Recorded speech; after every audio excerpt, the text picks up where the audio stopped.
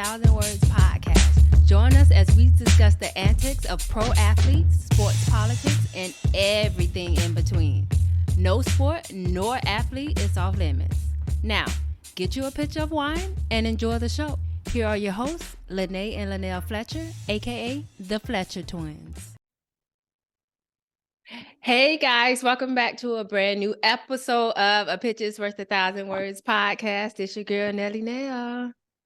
And this your girl Nay. So guys, hey, welcome back to episode 2 in our Women in Sports series. And today we are joined by Renee Washington. Woo! So first of all, I want to say thank you for joining us. How are you today? I'm good. I'm happy to be here. And thank you guys for having me on. I appreciate it. Okay, no problem. So I did do my homework on you. I did a little bit of research, and you are like kind of a big deal, especially when you were in college. So I was pleasantly surprised that you actually, agreed to be on here because had time for little old us. He had time for us. No. I'm glad you guys reached out because I always love opportunities to connect with different people, and being on a show or being able to reach, that's the beauty of social media, right? We get to connect, we get to have conversations, and no, never too big. Okay. So I want to read off just a few of your accomplishments, just so our audience can get an idea of who you are. So first up, so you were a Division I 3-time All-American Hall of Fame soccer player at LaSalle University. Am I saying that correctly? Yep, LaSalle University in Philly. And, you still currently hold a majority of the school's records. You were a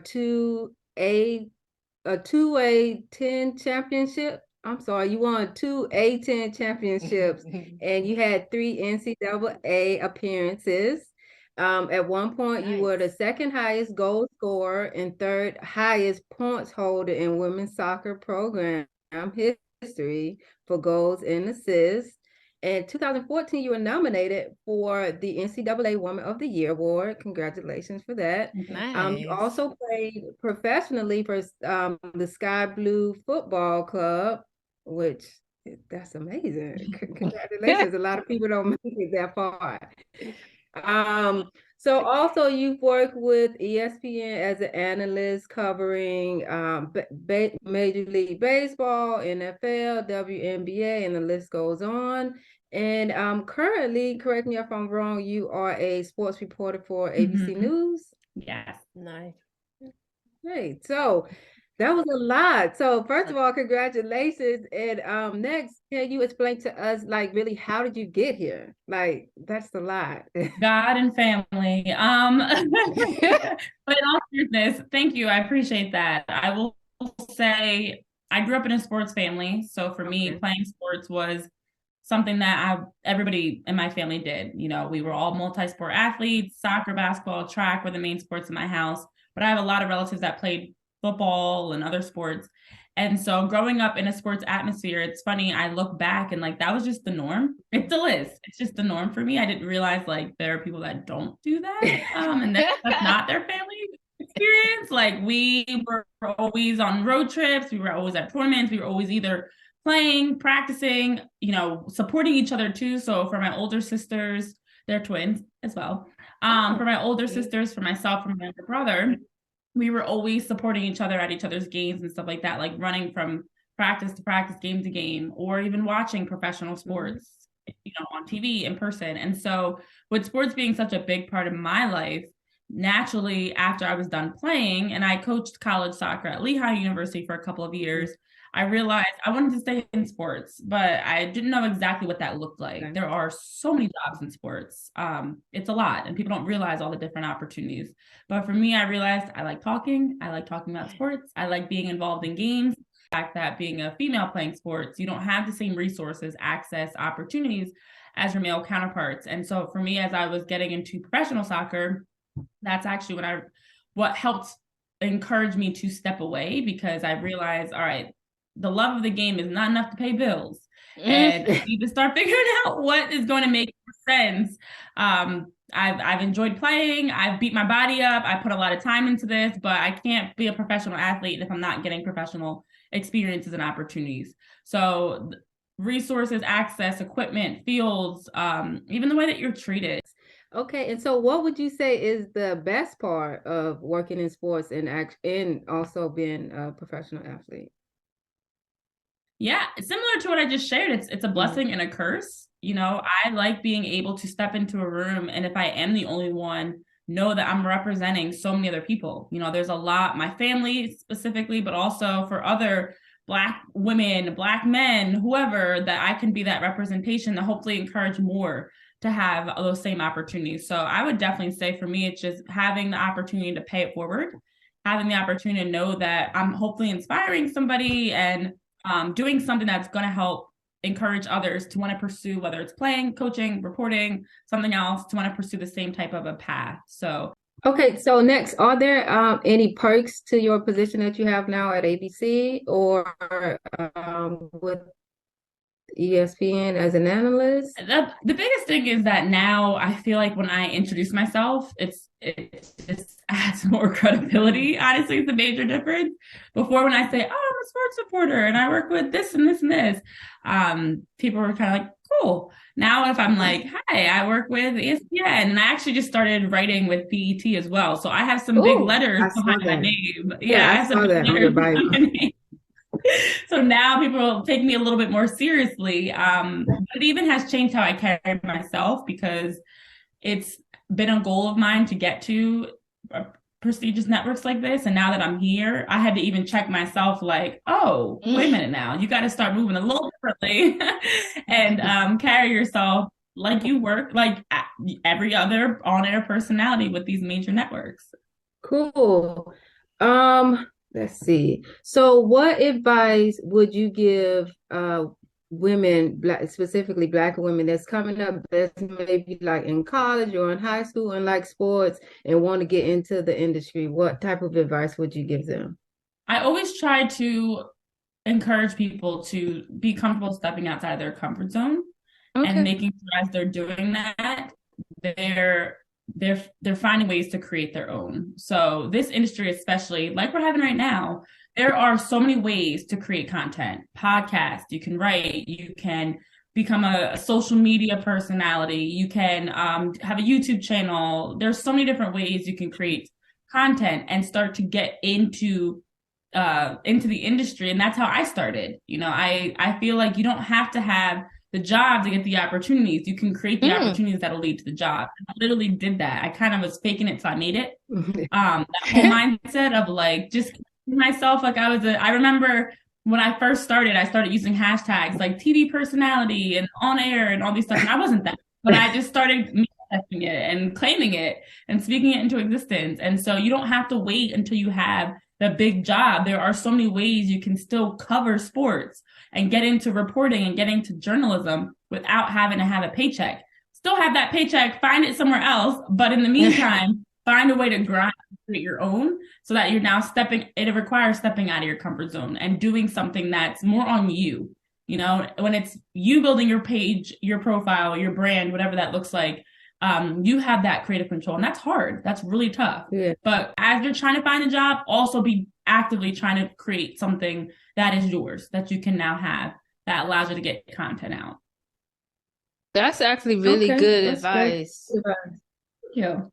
That's really good. And speaking of that, I just wanted to piggyback off of what she was saying. Did you have, because I just recently got a career mentor. Did you have a mentor or do you mentee anybody? Yeah, I do both. Now I have mentees, but when I started off, I had mentors, and I purposely made sure to have mentors that are different backgrounds, different ages. Okay. So I've had like my initial mentors were all people that were significantly older than me for the most part, like a few decades into the industry.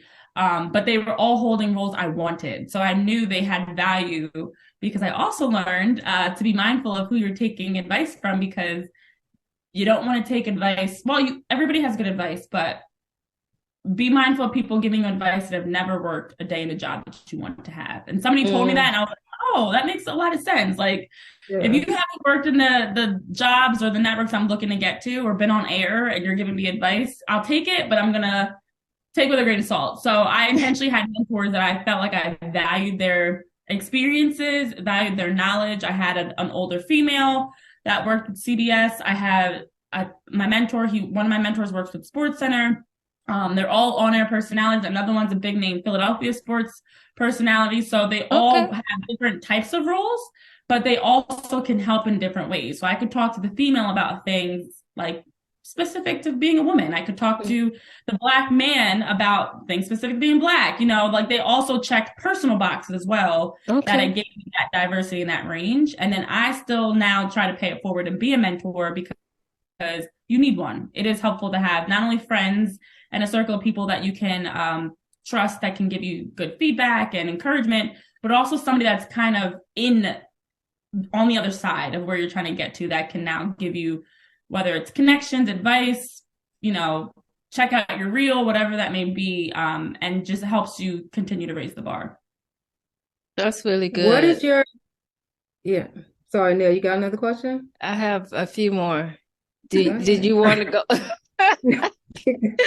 No, because you mentioned soccer before was becoming more popular in the US. Do you think it will become as mainstream as it is globally here in the United States? Because I'm up here in New York, and New York is a melting pot. So it's like all of my friends and everybody go to soccer bars. They are very like fans, and I know nothing about soccer. So they like kind of teaching me. Do you think it will ever become mainstream like it is globally? I do. And actually, back to the question you guys asked before about advice, something I also tell people is get involved in those smaller sports. Like soccer helped me to get through my career to this point because I was able to get into ESPN through soccer. I was working with the Philadelphia Union who play in the MLS, which helped me get into more, like it helped me move up the ladder, so to speak. So learning a smaller sport like soccer or lacrosse or tennis, whatever it is, gives you value that you can now be able to talk about more. Everybody loves talking basketball and football, but can you talk about baseball? There's not a lot of us, especially as Black women, that can talk hockey, baseball, soccer. So definitely learn it. And it is growing. I do see soccer becoming a true major sport because of, and I was just ironically talking about this recently, because of the fact that it is so big in the rest of the world. Like the rest of the world, soccer it's like the number one sport. Yeah. So because of that, I think they've been doing a much better job within the United States of like collaborating and partnering with international players and leagues. That's a big part of helping to kind of bring more fans and eyes onto the game. And then overall, I think the sport itself already has the following, has a name, has the history to also back that up versus some other newer types of sports. So learn soccer because it's a lot like basketball. It's a mixture of some different sports, but like the movements and the offense and the tactics are very similar to other sports. So it's pretty tough on. Yeah, and they're building more soccer stadiums here now. Like, so that's I learned a little bit more. I know a little bit more than I used to about soccer because my son started playing this year. So I know a little bit more. Okay, expert. That's how my parents were, though. They played basketball. Like, I jokingly say I'm a first generation soccer player because it's the truth. My sisters and I were the first ones to play soccer in our family. And now, like, cousins and younger relatives are now playing soccer. Okay. But it was the same thing. Like, my parents both played basketball. My dad played pro ball overseas. Like, that was our sport. And then they let us play all these different sports. And soccer, as athletic and tall and fast and naturally talented as we were, once we started training and putting our minds to it, we got really good. They were like, oh yeah, there's opportunity there. So soccer is crazy, especially at that young level with your son's age. You get some crazy soccer parents, you get some, there's a lot. Well, my husband, he loves soccer. He's from Haiti and it's big over there too. Oh, yes. So like he grew up playing it. So he knows, like he's already there. I'm like just kind of halfway there. I love that. I see you cover multiple sports, including soccer. So I have a two-part question for you. What is your favorite sport to cover, and what is your favorite sports to watch? So my favorite sport, I'm going to add one, to play has always been soccer, but my favorite sport to cover and watch has always been basketball. Football is definitely part of my too, though, because again, I grew up, like, we started getting introduced to watching soccer as we were getting older and playing more. But growing up, like, we were at Sixers games. I was going to New York Liberty games. Like, we would take a train to New York. We would go see the Mystics play. Like, I fully grew up actively going to games. I remember sitting in, it was the first Union Center at that time in Philly, and sitting watching the games and having the Allen Iverson jersey and the poster and all that stuff. So for me, like, my foundation of sports is absolutely in basketball. You know, I can talk about it any day, whatever history, whatever players, like, I know it. So that naturally also just connects to who I am the most, I feel like. So it's like, because we have so many memories around basketball and so many experiences, that it feels closest to home. It feels most natural. But I've tried to force myself to step out of my comfort zone, of course, and learn about, like, baseball and hockey and lacrosse and other sports. So I purposely wanted to cover other sports when I started working with ESPN. And I've even done, like, field hockey and gymnastics and like any sport. I'm like, I'll learn it. There's a winner and a loser. I'll figure out everything else. Like, I'll figure it out. Swimming and diving, which is actually really intense and a lot like track, the swimming version of track, of course. So yeah, I've enjoyed learning other sports because it forced me as a reporter, when I do go back to a sport like basketball, to have a different perspective, because I have to study extra and prep a little differently for those other sports. But it's definitely basketball. Yeah, it's so funny. Allen Iverson is the reason we started, well, at least me, started watching basketball. That's why when everybody asked me about Jordan, I'm like, I can't tell you anything about Jordan because I started in like 2001. And it's so funny because I don't know if I told this story on here before, but quick story. I was flipping through the channels one day and I stopped on BET. And they was interviewing Allen Iverson. I had no idea who he was. I just was like, oh, that guy is cute. So in the interview, he said he played for the Philadelphia 76ers. So after that day, I just forgot about it. I didn't care. Like a week later, I'm looking at TV Guide and I see the Philadelphia 76ers is playing somebody. So I turned on it. I was like, let me see if that man really played for the 76ers.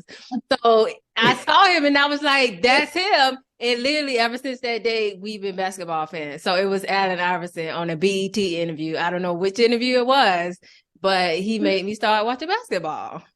I love that. That it was Allen Iverson for me too, for sure. He was great. I think basketball, in my opinion, is more exciting to watch, but I think NFL have more dynamic plays.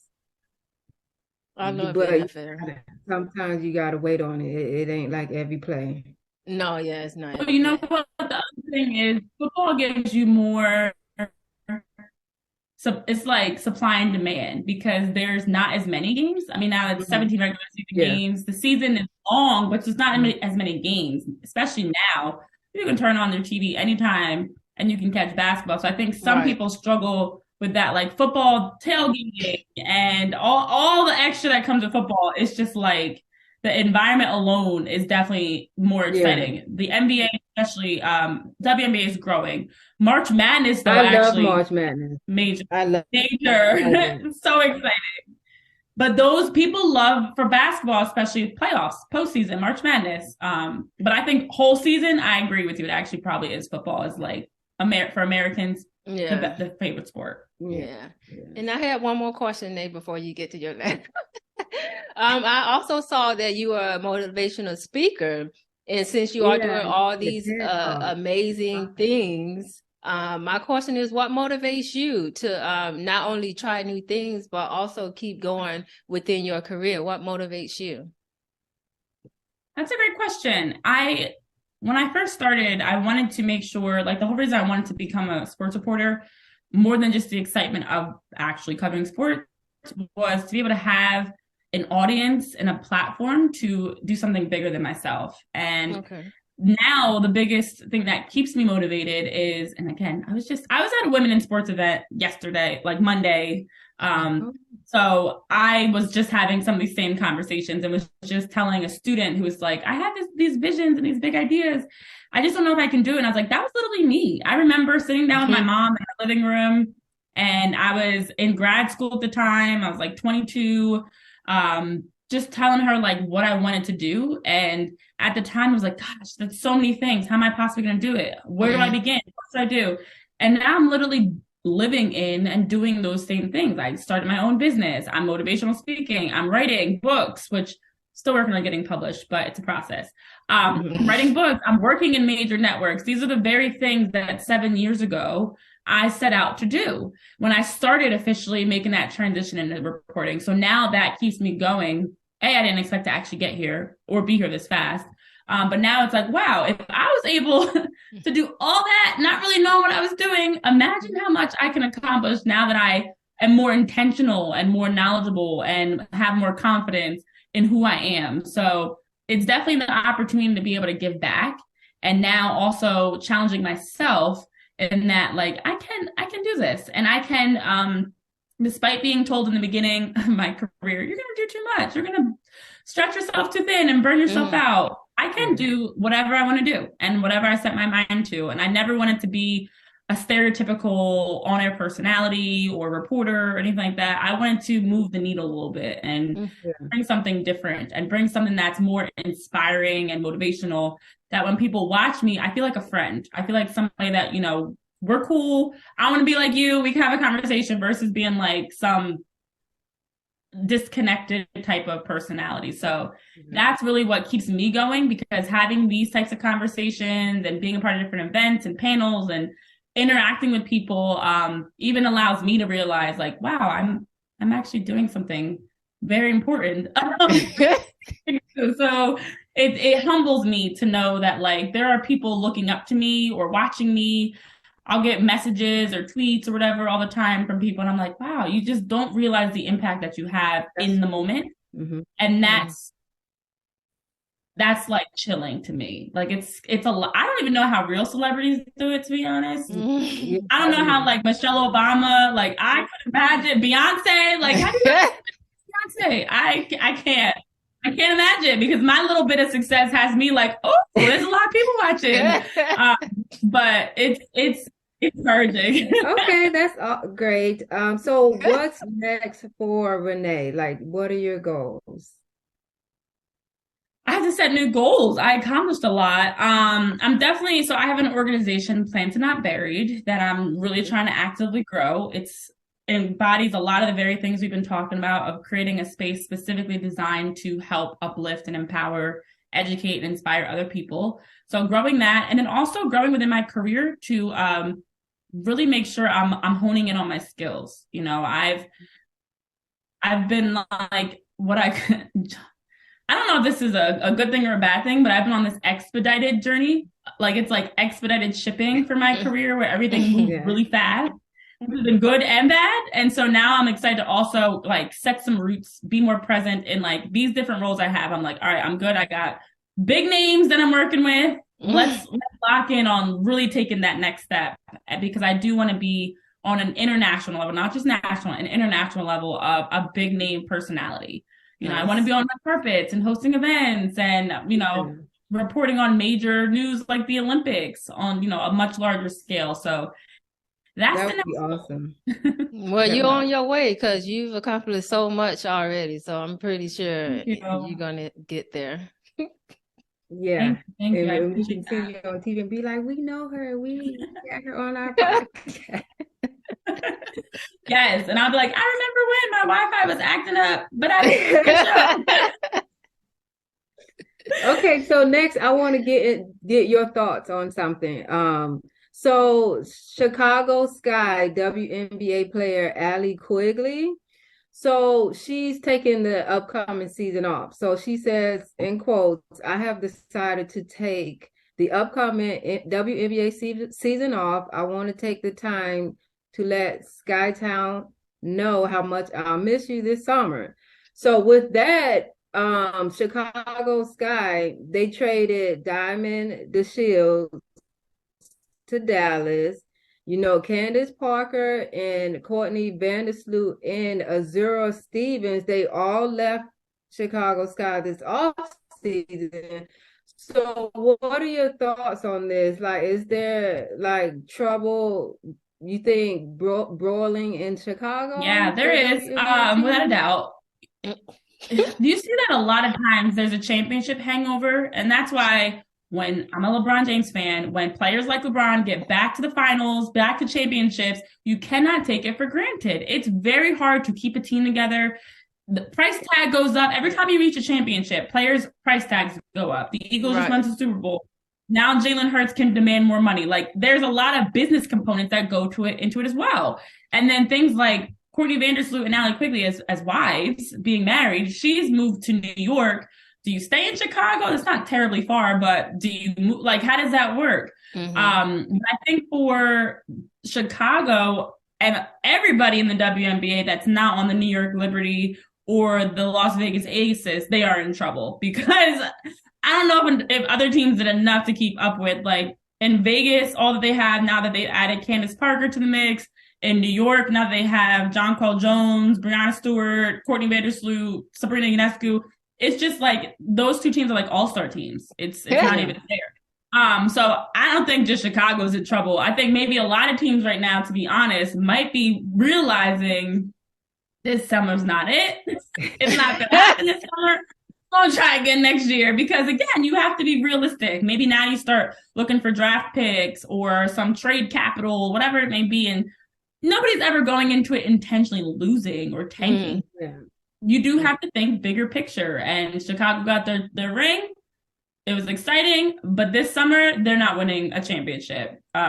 Nobody is outside of Vegas or New York. But, yeah, I also just want the top, and then it's everybody else. Like, there's the competitiveness, in my opinion, is not going to be great from top to the I was thinking when I read the article about Allie Quigley saying she's like taking the next season off. I'm like, can you just do that? That's like, can I just like walk into my job and be like, I'm not working next week? Like, is that normal in the WNBA? There have been some players that did it. I mean, Maya Moore just officially announced that she retired. Maya Moore hasn't played in the WNBA in years. She took off. I remember around the pandemic, players did it, but they did it because of COVID. But now you do see more and more players doing it, and I understand it. Like I said, as somebody that played, I didn't play nearly as long as some of these players are playing. My stint in the pros was very short. But as a woman, as a professional, you start to have to weigh the pros and cons. Is it worth it? Should I be dealing with all this? Well, WNBA players are getting paid more, but it's still not great. There's still a long way to go. And for what? So there comes that time. I feel like it's sad, as women, we still have to make that decision. Men don't have to have that decision. They can play as long as they want to for baby carrying reasons, finances, for a lot of reasons. So I'm not sure exactly what led into it, but there have been a number of players that have decided, I'm not playing this season. I'll try again. I'll maybe come back. And it just is, I think, part of the reason why women's sports are behind, that we as women don't have the same opportunities to continue to play by choice. Circumstances sometimes make us have to step away. And aside from injuries, you shouldn't have to have that happen.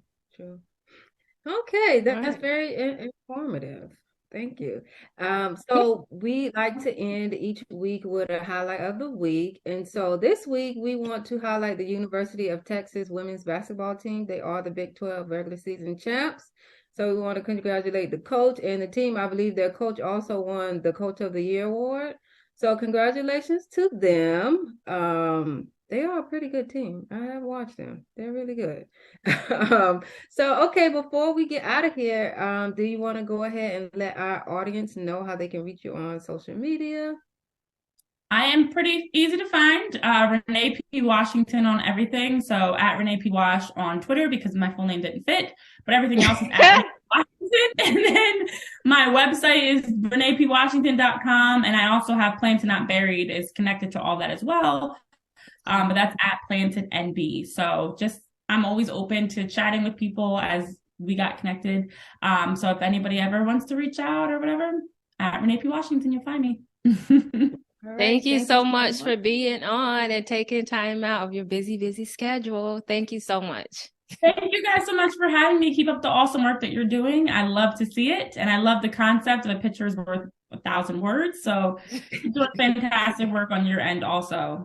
And I appreciate it. Hey y'all, thanks for tuning into this week's episode of A Picture is Worth 1,000 Words with yours truly, the Fletcher Twins. Make sure you join us every week and rate, comment, share, and subscribe. Don't forget to hit up our email at podcast.1000words@gmail.com with any questions or topics you'd like to hear us cover. Also, check us out on IG at the Fletcher Twins and Facebook at A Picture is Worth 1,000 Words.